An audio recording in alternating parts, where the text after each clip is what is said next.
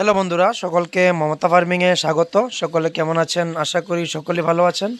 তো আজকে আবারও একটি নতুন ইউটিউব ভিডিওতে নিয়ে আসলাম। ভিডিও দেখতে পাচ্ছেন। তো অনেক ফার্মার ভাই বন্ধুরা আমাকে প্রশ্ন করেন, দাদা আপনি শীতের মধ্যে ব্রুডিং কীভাবে করেন? আমাদের শীতের মধ্যে বাচ্চা অনেক মর্টালিটি হয়। তো আজকে দেখাবো কিভাবে আমি এই শীত সিজনে বাচ্চাগুলিকে ব্রুডিং করি। তো এখানে দেখতে পাচ্ছেন আমরা শীটের মাধ্যমে অ্যালুমিনিয়াম যে শীট রয়েছে সেই শীট দিয়ে আমরা ব্রুডিং করি।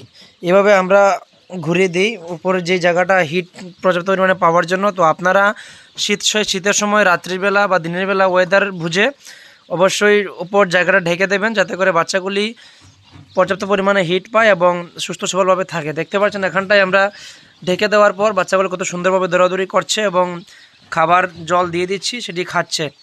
তো এইভাবে আপনারা প্রত্যেকেই খেয়াল রাখবেন, যাতে করে যে কোনো হাঁস মুরগির বাচ্চা শীতের সময়ে আপনার ব্রুডিংয়ের ক্ষেত্রে সবসময় যাতে পর্যাপ্ত পরিমাণে হিটটা পায় সেদিকে নজর রাখবেন। দেখতে পাচ্ছেন এখানটায় দেশি মুরগির বাচ্চা আমরা ব্রুডিং করছি, পিওর লোকাল দেশি মুরগির বাচ্চা।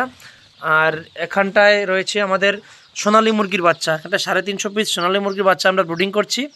সবগুলি ব্রুডিংয়ে দেওয়া আছে এবং এর পাশাপাশি এখানটা রয়েছে ব্রুডিং বাচ্চা, যেগুলির বয়স আজকে 7 থেকে 8 দিন রানিং চলছে, সোনালী মুরগির বাচ্চা। তো আপনারা এভাবে ব্রুডিং করতে পারেন। আর বাচ্চার প্রয়োজন হলে অবশ্যই আমাদের সাথে যোগাযোগ করতে পারেন। বিভিন্ন বয়সের বাচ্চা আমাদের কাছে অ্যাভেলেবেল রয়েছে। দেশি মুরগি, সোনালী, লেয়ার, হাঁস, ব্রয়লার ইত্যাদি বাচ্চা আমরা সারা ত্রিপুরা রাজ্যে ডেলিভারি দিয়ে বিক্রি করে থাকি। যাদের প্রয়োজন অবশ্যই আমাদের স্ক্রিনে দেওয়া নাম্বারে যোগাযোগ করবেন।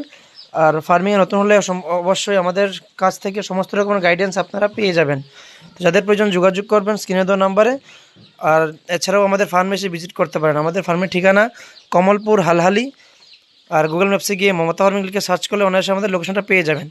তো দেখা হচ্ছে একটি পরবর্তী নতুন ভিডিওতে। আজকের মতো ভিডিওটা এখানে শেষ করছি। ধন্যবাদ।